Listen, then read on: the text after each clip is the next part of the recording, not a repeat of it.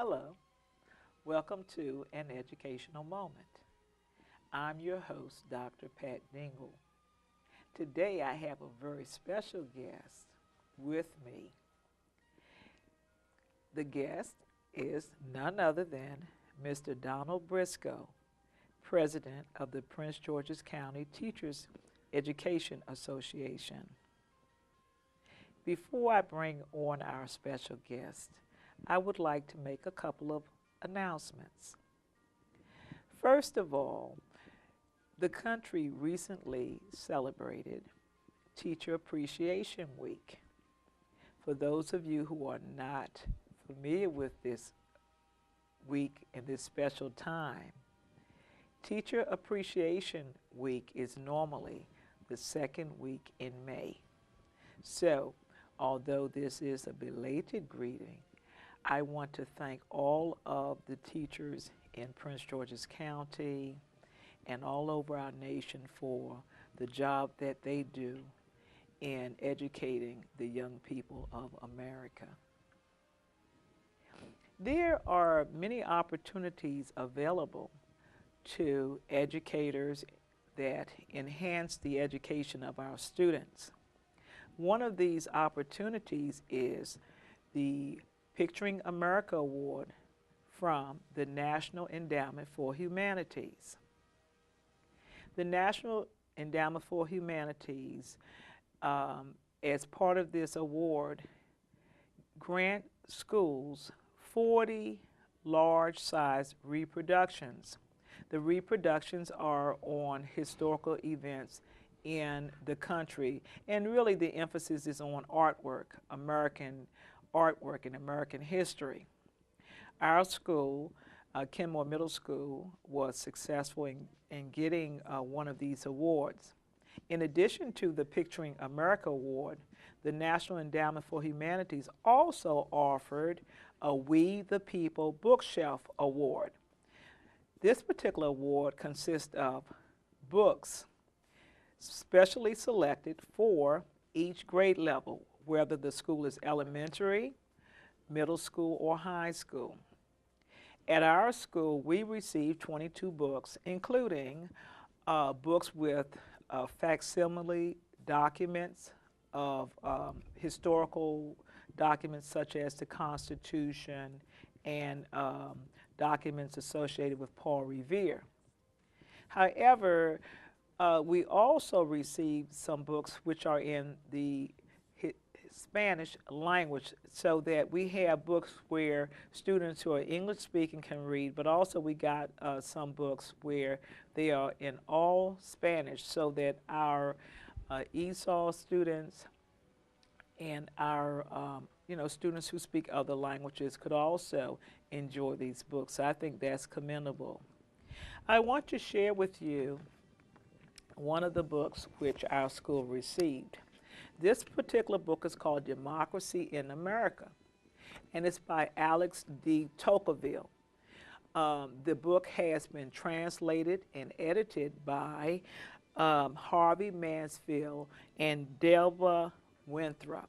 It's an excellent book, and I just want to read a short passage to you, a quotation. If you read this book, it will expand your mind. It makes you think on other ideologies and other ways of looking at democracy. It is supposed to be the most comprehensive book on American democracy in existence. Another reason for reading this book is that your vocabulary will be greatly increased. Reading now from chapter 5,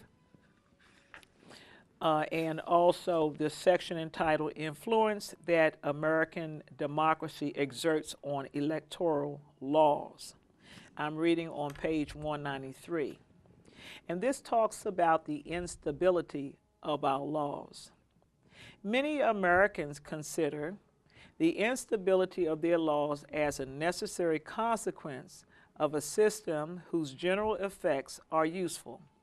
But there is no one in the United States, I believe, who pretends to deny that this instability exists or who does not regard it as a great evil. Hamilton, after having demonstrated the utility of a power that could prevent or at least retard the promulgation of bad laws, adds, "It may perhaps be said that the power of preventing bad laws includes that of preventing good ones, and may be used to the one purpose as well as to the other. But this objection will have little weight with those who can properly estimate the mischiefs of that inconstancy and mutability in the laws which forms the greatest blemish in the character and genius of the government." And this is a quote from Tocqueville's book, and he is quoting Hamilton from the Federalist 73. So that's an example of how well written this book is.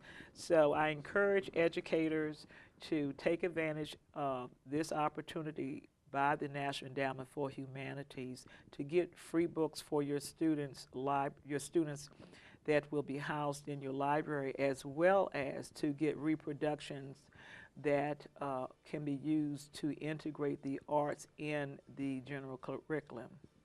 Now to our special guest, Mr. Donald Briscoe. Hi, Donald. Hi, how you doing, Dr. Dingle? Wonderful. Thank you for joining me today. I'm happy to be here.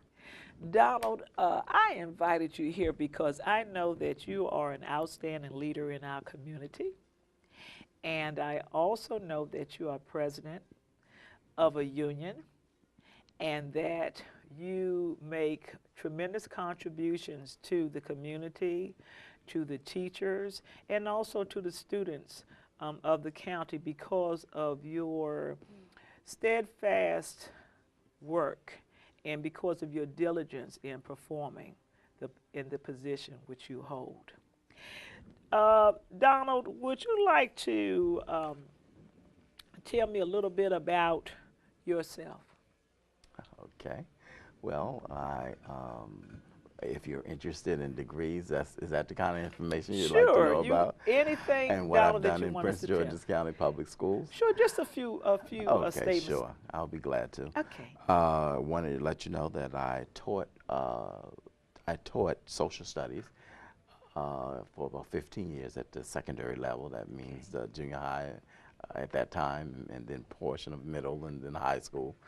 And the schools that I taught at were Greenbelt Junior High School and middle, Andrew Jackson Junior High School and middle, and Fairmont Heights High School. Okay. Also, I graduated from Prince George's County Public Schools.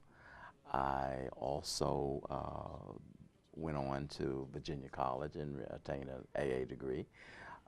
Then I got a BA degree from the University of Maryland Eastern Shore campus, and I have a MA from George Washington University in guidance and counseling, and I am presently working on my PhD at the University of Maryland Eastern Shore campus. Fantastic. What is your area going to be for your doctorate? Yeah. Okay.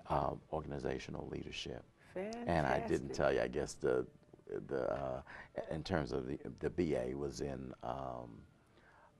social science. Fantastic. And the MA, I told you, I was guidance and counseling. I forgot to tell you about another master's that I also received, and that's from Bowie State University in Human Resources. Fantastic. And the PhD is in organizational leadership. Fantastic. Well, Donald, I think that's wonderful, and I'm going to refer to you as Mr. Briscoe because we have a lot of students out there in the audience, and I want to make sure that I'm formal but informal. I understand. Mr. Briscoe, I think that's wonderful. I appreciate you sharing that you are a graduate of the Prince George's County Public Schools, because I have said consistently that Prince George's County Public Schools provides our students with a great education, and you're another example of what I'm talking about.